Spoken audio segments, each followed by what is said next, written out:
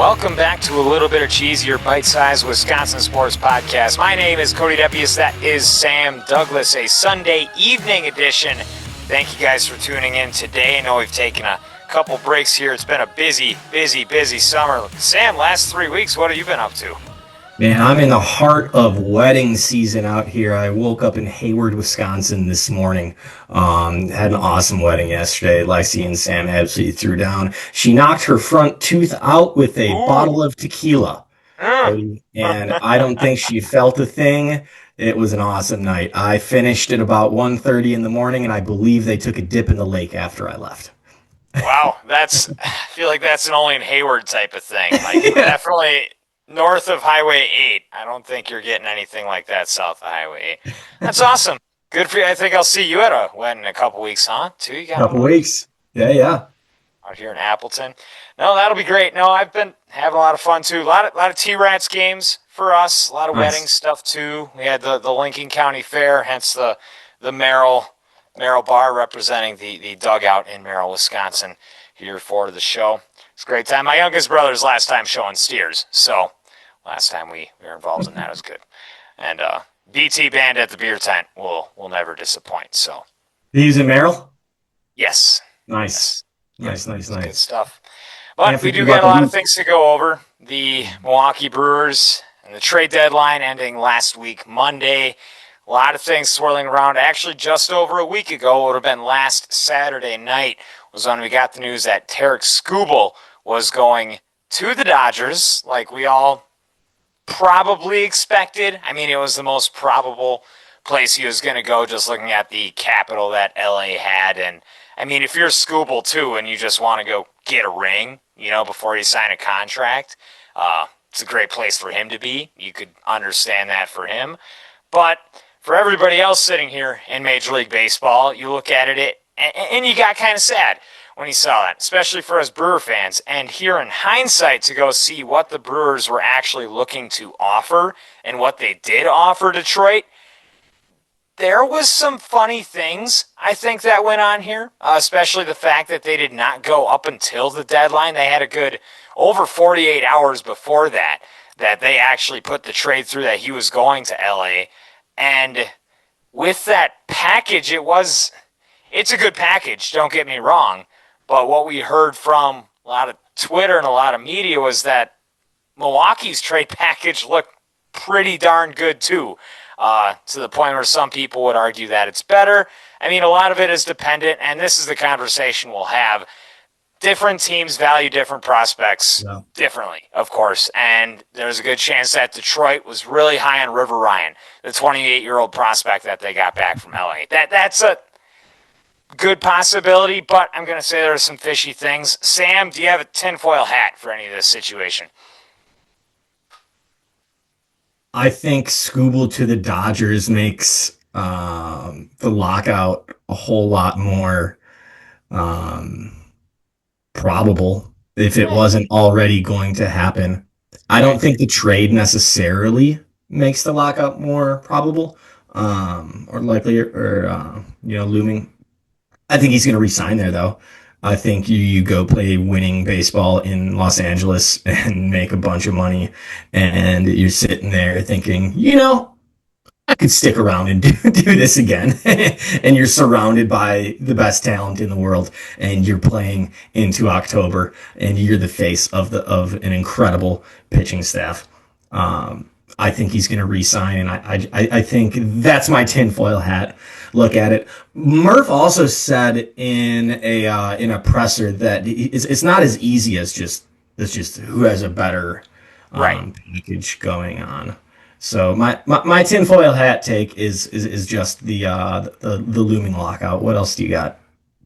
I mean, some people are saying Detroit's owner wanted to send him to LA with the idea that they were going to use that. I mean, LA getting Skubal, winning the World Series, as you said, that seems like that's going to make a lockout more probable looking towards next season, because they're going to use that to say there needs to be a salary cap, right? Which I don't really buy into that one. I mean, from Detroit's perspective, that's really, really, really stupid. But owners don't want that. Owners don't want a salary cap. well, yes, they do. They want a salary cap really You're hard. right. You're right. Yes. You're right. You're right. I had it backwards. Yes. No, you're good. It's a thing where it's like, oh, it makes sense and it doesn't make sense. But the players don't want a salary cap, which, I mean, for us, like you could just put your shoes in Major League Baseball, right? You know, we think on those Monday nights that we go play bar league softball that, you know, there was that dream out there. There was that pipeline, that possibility for you and I to go be big leaguers. But putting them in that shoes, you would like to think that every team has a somewhat equal opportunity to go win here. And it doesn't feel like that's the case right now, especially where different teams are at financially, which that's a whole argument we could go into. But the players don't want a salary cap just for the reason that they can make unlimited money, essentially. And a lot of baseball owners look at it like a business, and they don't want to be handing out unlimited money. They want to put a limit on how much money that players can make. So it's the NBA, they have like an apron for tax purposes that you can use. There's a very soft apron in Major League Baseball already, which, as you can see, the Mets and the Dodgers, they just don't care about anyway. Football has a very hard salary cap. I personally think it's not a terrible idea, but the reason we see this in baseball is because every single baseball players association and that union, which is the strongest union in the world for any industry, anywhere, period. All the players that have followed these current players have fought tooth and nail. They have lost seasons. They have lost World Series. They have lost games over fighting to not have a salary cap. And that's why it's just impossible to happen, but you're going to think that something's going to have to meet in the middle. We'll talk a lot more about this when it gets to the winter as well, because there's a good chance that a lockout is going to happen. Whether we lose games or not, that's the super important part. I don't know, but we'll see where it goes. It already looks pretty messy, but that's a whole nother conversation.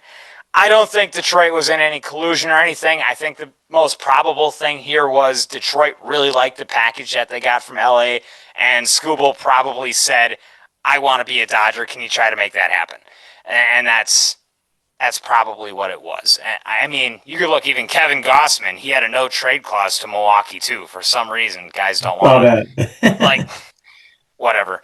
But yeah, it sucks. And especially for the Brewers' perspective, you feel like if you would have actually pulled the trigger to go out and get Skubal, that there would have been a legitimate chance. Especially you saw Harrison come back this last week. He looked really good. Miz is Miz. And you have Skubal there. With those three guys, you would think toe-to-toe. And then it comes down to timely hitting, which anything can happen with that. The reason my name here on the Zoom call is Gimme Henderson was because that is the rumor where Detroit said, we need Logan Henderson in this package or it's not going to happen. And Milwaukee said, no, gimme Henderson. That's who they want. I'll be honest, Logan Henderson looks really, really good right now. Doesn't look like Tarik Skubal for half a season, but this is the way that Milwaukee has operated. It's the way Milwaukee's going to operate. I was surprised by the package that I heard that they put out there. Like, they had Pena, Adam Shevsky. Like, they had a very, very, very strong package. Like, they had 3 top 100 players, I believe, in that package that Detroit supposedly turned down. Of course, none of this is gospel, but Milwaukee went out and they actually gave it a good shot. And then once they didn't get that, I think they made some solid moves to try to bolster that rotation, especially after the Lance McCullers disaster that we watched a couple of weeks ago.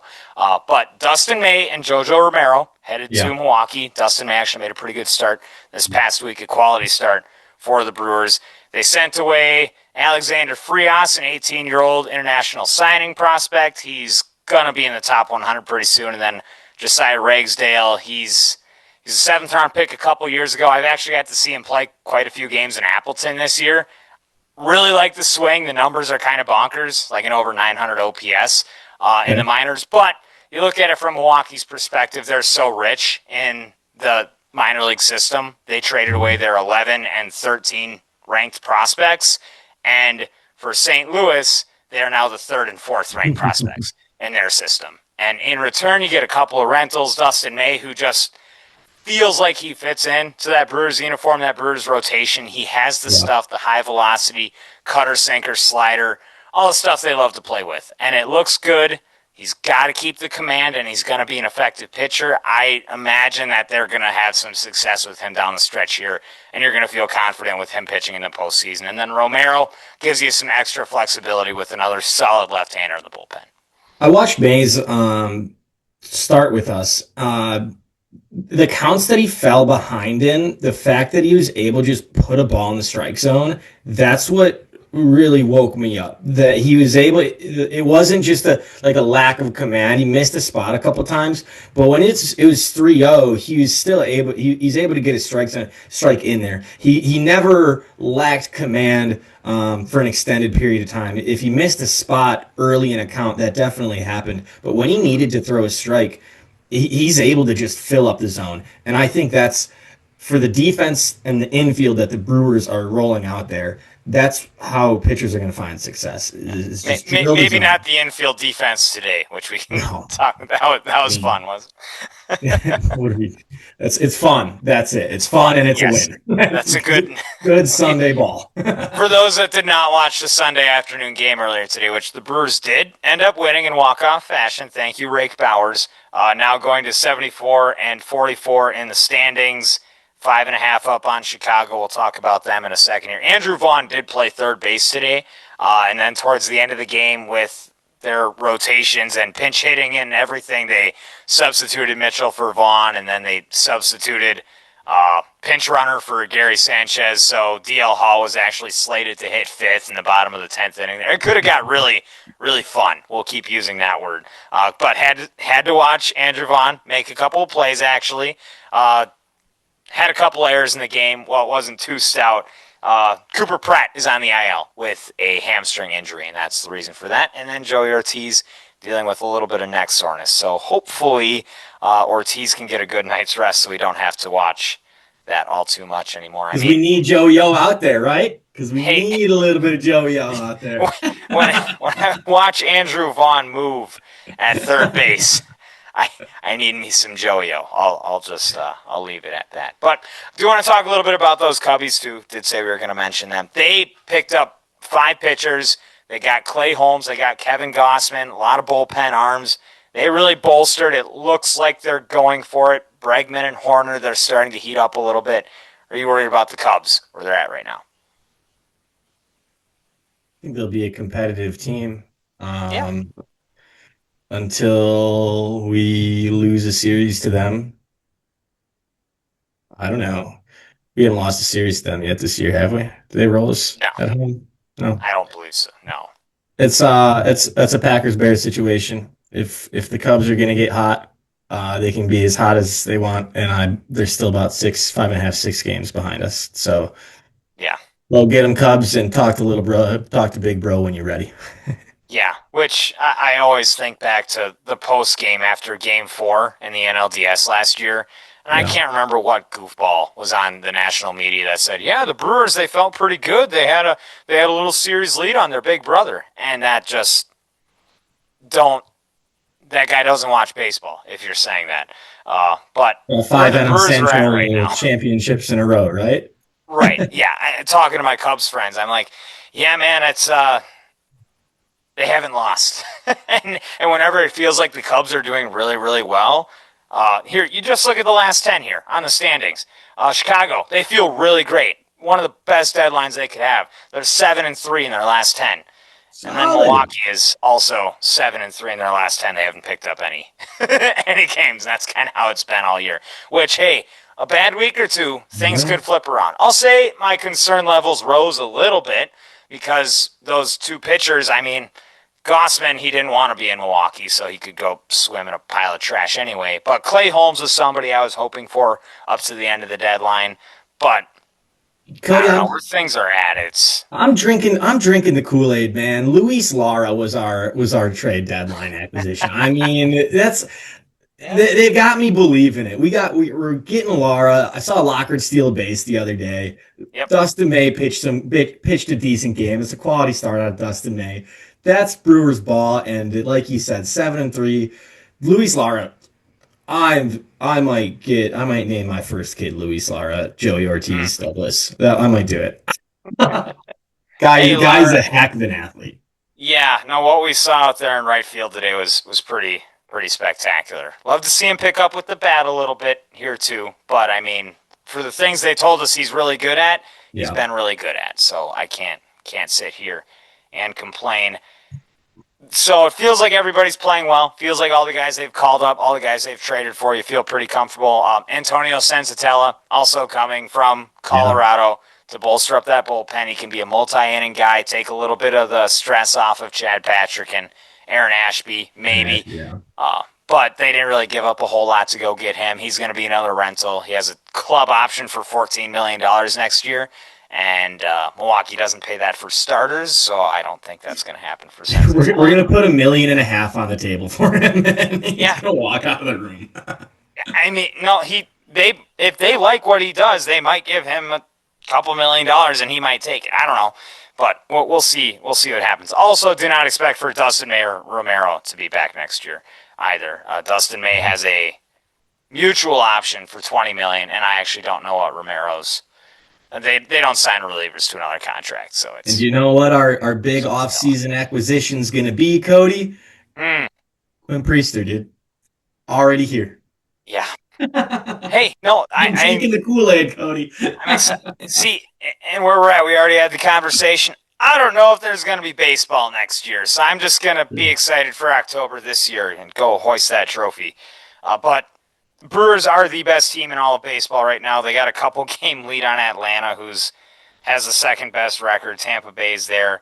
The Dodgers are 2-8 in their last 10, so things have started to kind of falter a little bit there. It's kind of funny, especially with them getting Skubal, but regular season, you just got to understand that the Dodgers don't care, so we can get as high as we want to be here. But when it comes to October, things are different. It is the best roster. Who's hot at that time?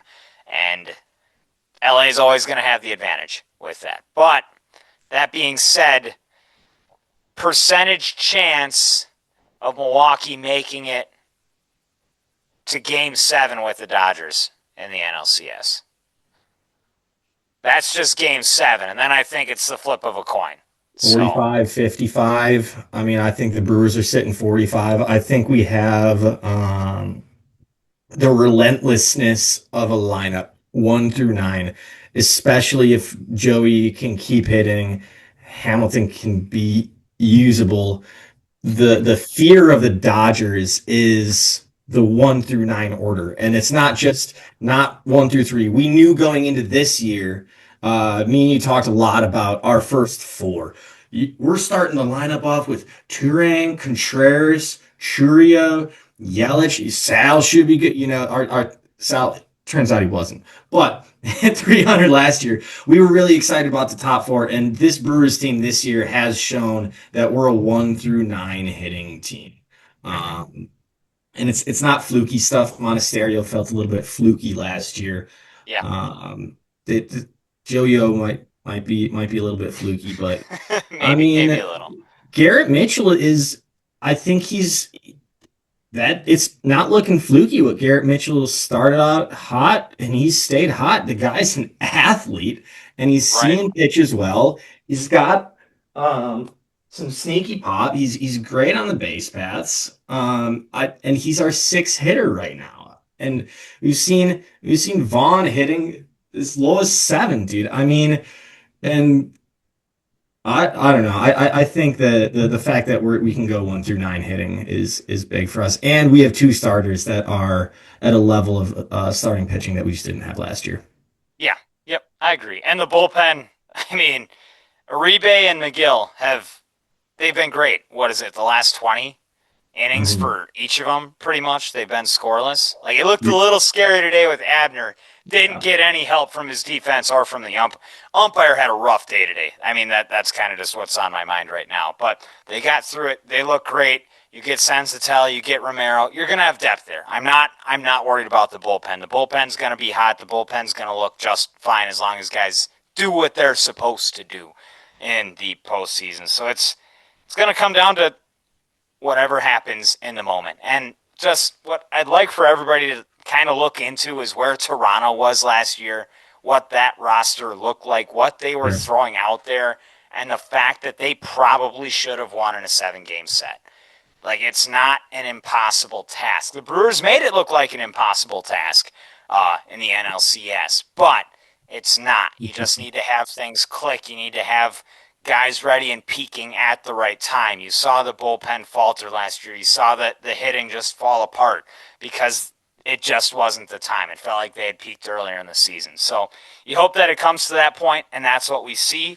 But don't lose hope. Maybe the Brewers can go save baseball, and we get a movie out of this. Are you nervous about Christian Yelich? He's not hitting very well, Cody. You're a I big don't think Yelich he's going to guy. hit well the rest of the year. I don't have any expectations for him. Contreras has been almost as bad recently. It's been pretty awful. I expect for Contreras to pick it up eventually, but Yelich, it's been all year. When he was somewhat hot earlier this season, a lot of the numbers, the analytics didn't really favor what he was doing. A Mhm. lot of swing and miss. He's not able to lay off the slider, not able to foul it off. A lot of in zone swing and miss, and Is he your honestly, really DH bad in at the bats. is he your DH in the playoffs right now? Probably. I mean, he's not mine, but he's Pat Murphy's, so he's all of our DH. So It's it's I feel the like way it's it's got to gonna be be. Bowers Vaughn. Yeah, the way that both of them have been able to hit either righty or lefty, I would not knock it out where Bowers plays outfield. And then you have a defensive replacement later For in the game, Mitchell kind of like what you saw today. or for Laura? Yeah. Sure. Lara, Lockridge, either or. You throw them out and right later in the game. And then whatever righty lefty at bat that you want later, that's who you God, pay to hit for. Laura can save a run though out in right field that Bowers And can't, that's man. why he's going to play later in the game, where if you need a play like he had today, that's where you get his value. But early in the game, go put up runs. You need as many chances with the bat as you can. But when things get tight at the end, you want to have those gloves. That's what I think is going to happen. Uh, Yelich is going to hit. That's what it is. They're going to give him the opportunity. I mean, Yeah. he pretty much had the day off today. They have moved him down in the order. I hope that whatever stress that he's been feeling, because you can obviously see it in the box, you hope that that can be relieved a little bit with him getting some more time off, being moved back down in the batting order, where he figures something out and he can be a league average hitter again, because he's been well below average the last couple of months here, and you just need some production, and it's been missing. If you can get that to click to be just okay, it makes you that much deeper. I mean, he's the one getting 24 million. They're gonna play him. He is the leader in that clubhouse. I don't And know how much Murph cares about how he's performing, even in the playoffs. And Yelich has never performed in the playoffs either. So if you were to ask me what should happen anyway, I'd probably have him in the lineup, but he's probably going to hit seventh or eighth. That's how I and if it feel, but comes that's down just to probably it, not what's going to happen. if it comes down to it, I think you and I and Murph and the rest of the state of Wisconsin, if we're pinch hitting in Game 7, we want that to be Christian Yelich. If we go down and we need a hitter, I think we take what we've seen out of Yelich in that spot. I'd rather see him go up for that clutch at bat than a Sal, than a Lockridge, than somebody than a Sanchez. I think we want Yelich in that big spot in the playoffs. It's just he's given us quite a big sample size right now. Yeah, and it's unplayable. That's Mhm. point blank, and it's the point where he is now getting off days, and he got bumped down in the order. This is the lowest he's hit probably ever in the Yeah, lineup. I was gonna say like since high school, but definitely not in high school. Yeah, Probably ever. Has he maybe he ever played been? U18 back in high school, and Sure. everybody was loaded. I know he played U18 actually, so maybe that team was stacked and he hit seventh. But it's it's been rough, and I don't have a lot of expectations, but I'm just gonna hope that the fact that Murph was able to make that change, that Yeah. maybe something else can happen. We can see something pick up. I mean, Frelick, he started to hit now in AAA. Now I don't know what that roster is gonna do, because you have one too many outfielders as well. Like, it's either gonna be Lockridge or Lara.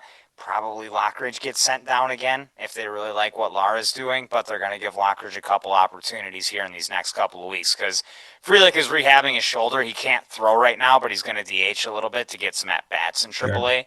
So it's going to be a little bit extra time, not a typical rehab for him down in Nashville. But like I said, feeling good. Brewers, they're playing good. 30 games above 500, man. Soak it in. This team could win 100 games this year. And you just don't get seasons like this all the time. So, And I smashed the over at the beginning of the season for 84.5, Cody. It was so disrespectful. 84.5 was the line. I'm not a financial advisor. I say this, but return on investment here for a sure investment. I can't. When's the last time the Brewers haven't hit an over? Like decade, probably. Gotta be. It's goofy now. But do you want to talk a little Packers? We did have Packers family night. Was that last night or 2 nights ago? But at Lambeau, I was busy somewhere. I didn't see it. You saw a highlight, you said, so neither of us are going to be great for talking about this. Apparently, Golden and Love connected on a deep route, and that's our highlights we got on Twitter right now. A deep ball from Jordan Love to Matthew Golden, if that's the one highlight from Family Night, that's maybe I didn't do any more searching into Family Night because I saw all I needed to see. It was a deep ball from Love to Golden. I'm happy we're going 17-0.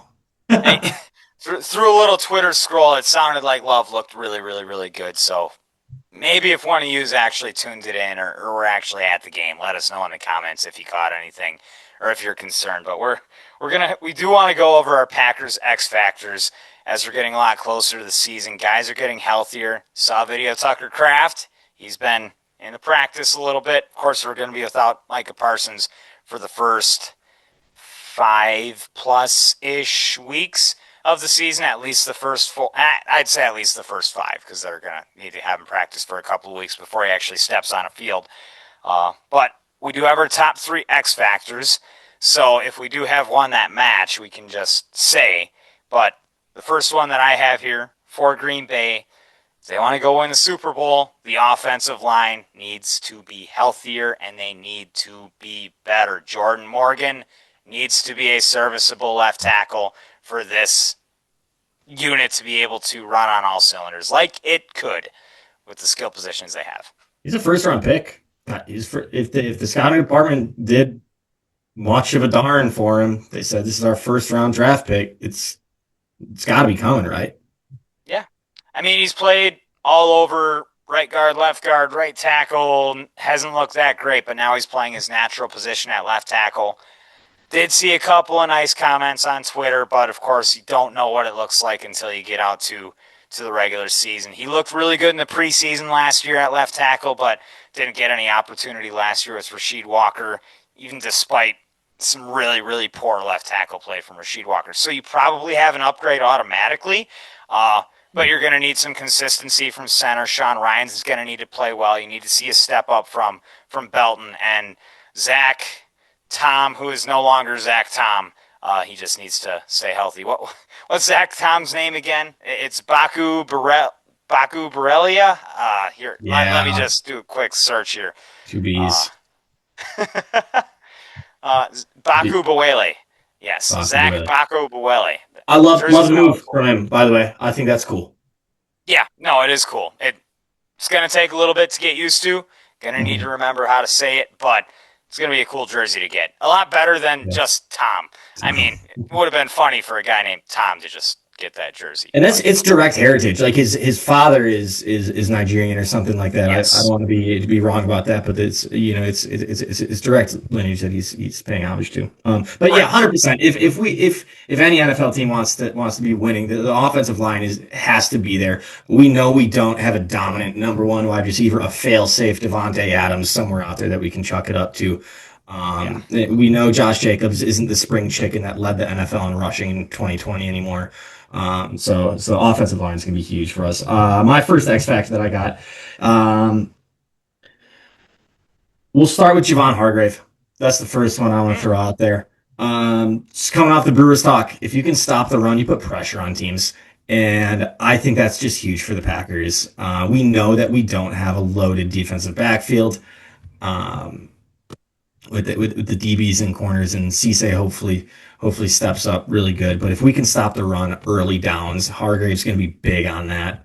I think we can put a lot of pressure on teams. I think he's an X factor for us. If he turns out to be, you know, top 15, top 10 D tackle in the league, I think that's massive for what our defense can look like.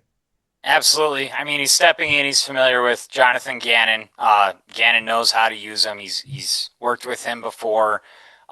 You hope that age isn't a factor here. He is 33 years old, Mm-hmm. so hopefully you can get some longevity out of those legs. You can stay healthy throughout the course of the season.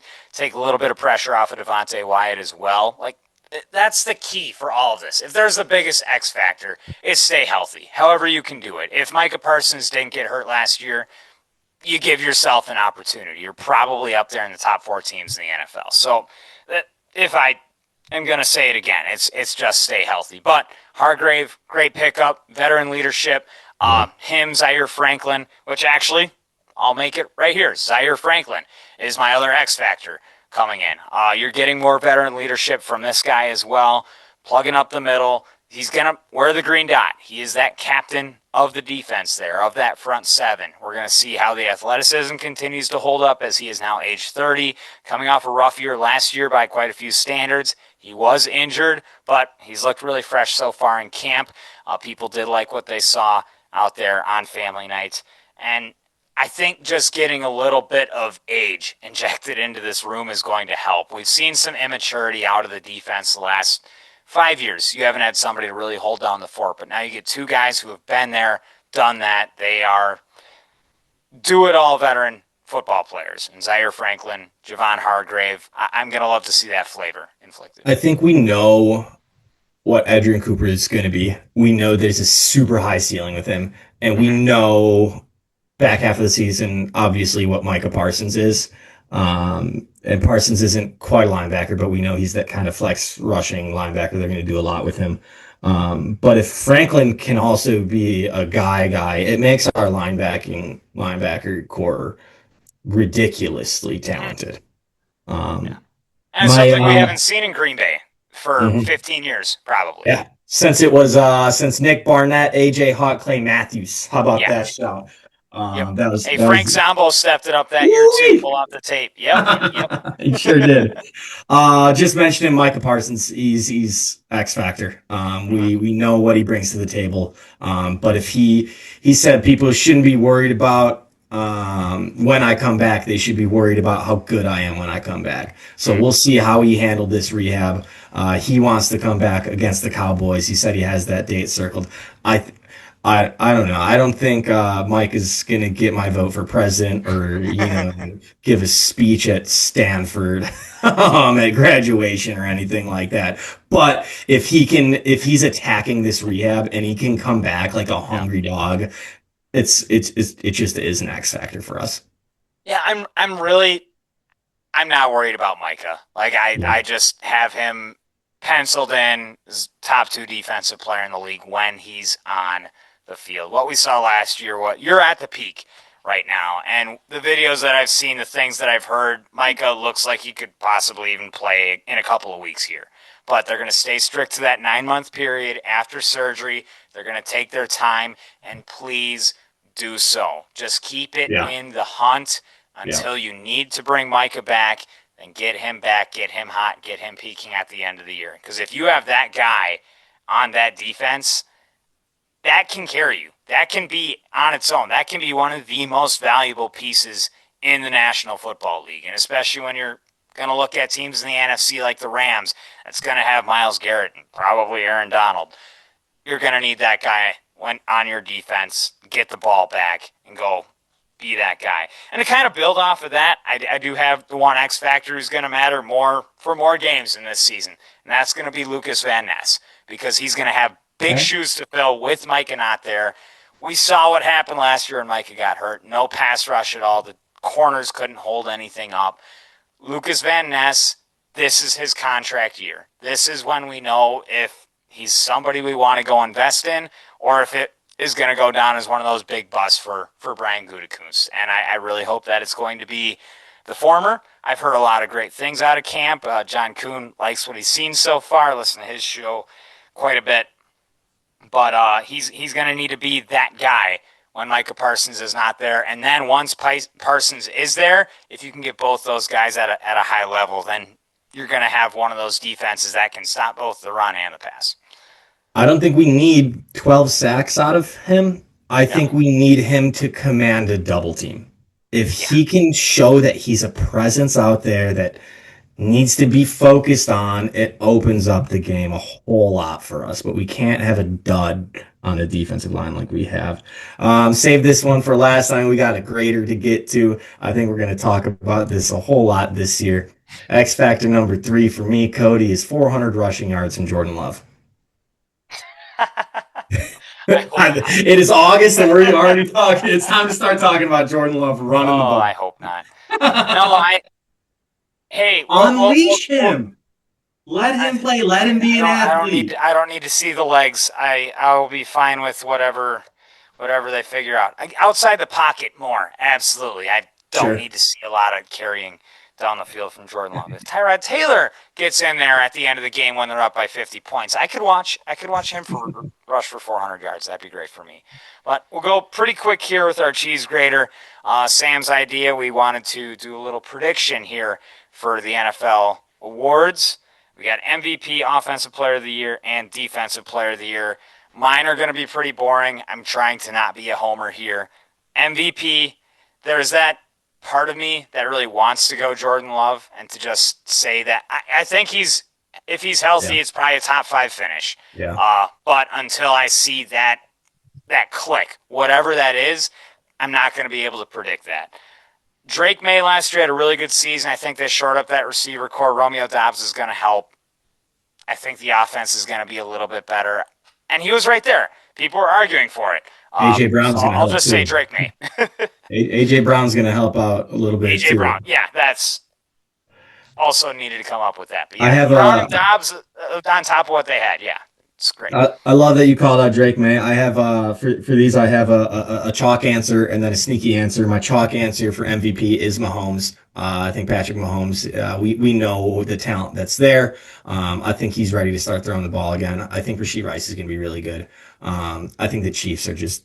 I think if they go 15-2, Mahomes is going to get a bunch of votes. I don't think the Chiefs are going anywhere. My sneaky pick is Drake May for all the reasons that you said. He might just be that good. He's young. He's built like a horse. He just started ascending. We're going to find out if last year was a fluke or if it was 100% legit. And it's just more exciting than saying Patrick Mahomes. So, it sure is. Let me continue to be not very exciting and give you my Defensive Player of the Year, Myles Garrett, because like you said, I think Aaron Donald is going to be there, and I think they're both going to put up 16, or, whether Donald gets the 15 sacks or not, it's going to be a double team, and Myles Garrett's going to eat again. And Micah's hurt. One of the biggest reasons, yeah. Myles Garrett, Defensive Player of the Year, feels like a pretty safe bet unless he gets hurt. From what we've seen. We're watching one of the best defensive players ever in his prime right now. Yeah. So get in, yeah. Like we said before. Offensive player, this one's interesting. Last year, JSN, nobody had that on the bingo card. Mm-hmm. Next year might be another guy not on the bingo card. Here's my little homer mentality, kind of. Jonathan Taylor, I think is just primed for something really special. We haven't quite seen that full unleashing of Taylor yet, and you're towards the end of that rookie contract. They're going to use him and abuse him, and he's the whole offense. He's the whole offense. He's going to get all the touches ever. I think that's a great answer, and that's why I have Jahmyr Gibbs listed for me. I think you run the offense through somebody. My sneaky pick was Rashee Rice. I'm drafting him in every single fantasy league. I think he's got a storyline to him, 1,700 yards for Rashee. And there it is, everyone. Start doing their research for fantasy. A thought that has not really crossed my mind quite yet. But my name is Cody. That's Sam. Thank you guys for listening. We'll catch you next time on A Little Bit of Cheese, your bite-sized Wisconsin sports podcast.